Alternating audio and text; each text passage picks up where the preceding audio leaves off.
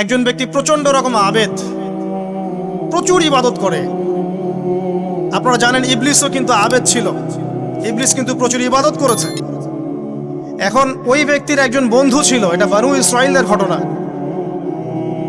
তো সেই বন্ধু পাপী ছিল, বিভিন্ন কবিরা গুনাহ করত। আর এই আবেদ ব্যক্তি বারবার তাকে নসিহত করত, গুনাহ ছেড়ে দাও, তুমি পাপ করছো, গুনাহ ছেড়ে দাও।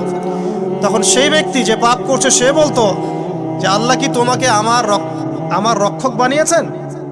আল্লাহ কি তোমাকে আমার উপর দারোগা বানিয়েছেন? আমাকে আল্লাহর হাতে ছেড়ে দাও, আমাকে নসিহত করতে শোনা।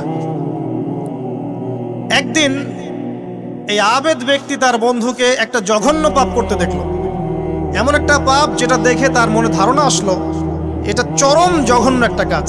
তখন সে মুখ ফসকে বলে ফেলল যে আল্লাহ তোকে আর মাফ করবে না, আল্লাহ তোকে জান্নাত দিবে না।